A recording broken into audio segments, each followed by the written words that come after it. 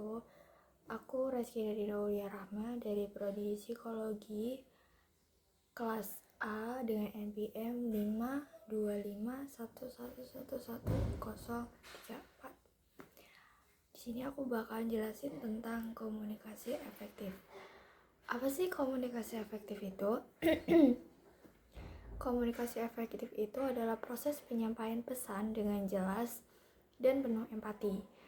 Dan tujuannya agar pesan mudah dipahami dan tidak menyakiti hati orang lain ataupun lawan bicara kita nanti. Terus, kali ini aku bakal bahas tentang komunikasi efektif dalam menjaga kesehatan mental. Tujuannya itu biasanya kalau dalam kesehatan mental itu fokus mendengarkan dan memahami satu sama lain. Nah, komunikasi efektif dalam membangun kesadaran kesehatan mental. Di zaman sekarang itu kan banyak kayak masalah kesehatan mental itu sering dibahas di mana-mana, khususnya kesehatan mental di kalangan mahasiswa dan generasi sekarang. Tetapi banyak yang belum paham betapa pentingnya untuk menjaga agar kesehatan mental tidak terganggu. Tak sedikit orang yang tidak mau bercerita dikarenakan takut akan dihakimi, diremehkan, bahkan kayak dianggap lemah orang lain. Dalam kasus ini, komunikasi efektif sangat penting, bukan hanya untuk menyampaikan pesan saja, tapi juga untuk sebagai ruang aman untuk orang bicara, untuk mengungkapkan perasaannya tanpa khawatir salah paham. Komunikasi yang baik juga bukan sekedar berbicara, tapi juga mendengarkan dengan seksama, berempati, dan paham emosi orang lain tanpa menghakimi. Dari sini, kesadaran untuk menjaga kesehatan mental itu sangat penting, mulai dari yang sederhana, misalnya saling mendengarkan dan saling peduli satu sama lain. Efektif itu mampu membangun pemahaman yang mendalam tentang kesehatan mental.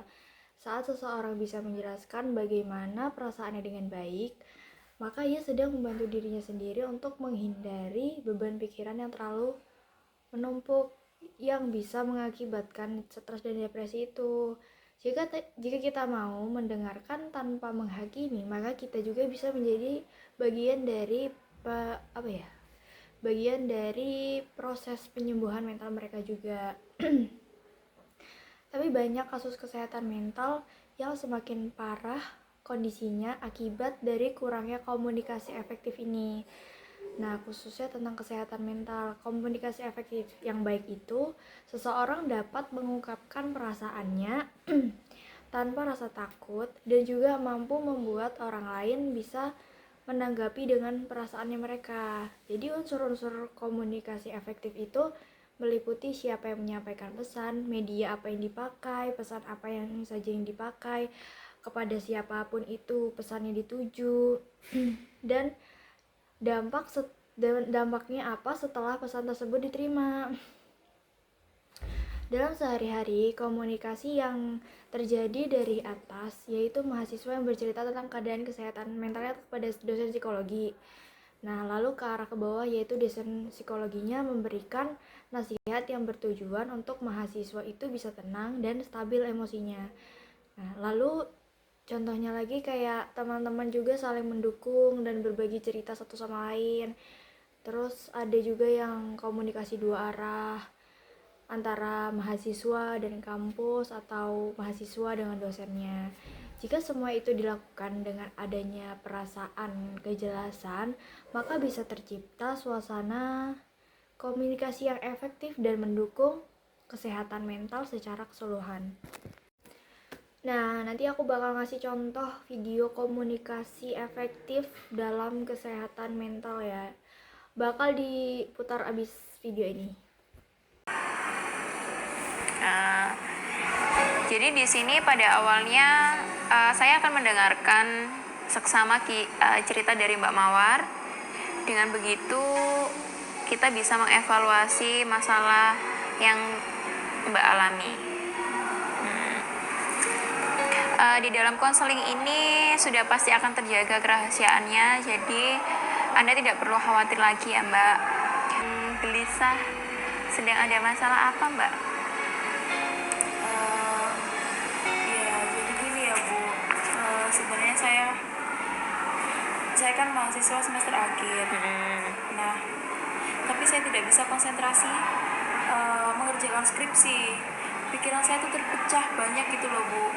Ya. Ada berbagai permasalahan yang membuat saya nggak bisa fokus gitu Bu.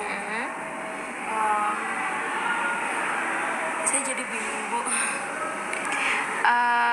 Tidak fokus seperti apa yang Anda maksudkan itu Mbak? Jadi saya tidak fokus untuk mengerjakan skripsi Bu, sedangkan kan deadline sudah di depan mata. Saya lebih fokus ke dengan masalah saya Bu gitu. Tidak fokus seperti apa yang Anda maksudkan Mbak? Saya tidak bisa konsentrasi Bu. Oh, jadi kurang konsentrasinya kurang sering terpecah gitu. Benar sekali. Bisa Anda jelaskan lebih jauh perihal permasalahan yang Seorang laki-laki Bu. Kalau boleh tahu permasalahan seperti apa dengan laki-laki itu hingga membuat Anda kehilangan fokus seperti ini Mbak? Dia menghancurkan hidup kakak saya Bu. Dia meninggalkan kakak saya ketika kakak saya sedang hamil tua. Apakah laki-laki itu suami kakak Anda? Iya. Lalu tadi Anda mengatakan bahwa suami kakak Anda meninggalkan kakak Anda. Berarti dia sekarang tidak lagi berada di rumah? Iya Bu. Dia sedang tidak di rumah. Dia sudah sebulanan ini pergi meninggalkan kakak saya. Sedangkan saya kasihan dengan kakak saya. Nah, tadi kan kalian udah lihat tuh contoh videonya. Nah, dari kesimpulan dari video tersebut adalah komunikasi efektif itu berperan sangat penting dalam kehidupan sehari-hari. Dan juga untuk bisa meningkatkan kesadaran kesehatan mental kita dengan berbicara lewat hati yang penuh empati, dapat menghargai perasaan orang lain. Kita bisa membantu orang lain itu merasakan keterbukaan terhadap cerita kesehatan mental mereka. Terus komunikasi yang sehat juga bukan hanya soal bicara yang benar, tapi ada rasa peduli saat kita mau mendengarkan tanpa menghakimi. Pemberian rasa tenang dan nyaman dan terbuka. Kita sebenarnya turut membantu menciptakan lingkungan yang lebih sehat, bukan hanya secara fisik tapi juga soal emosi dan psikologis.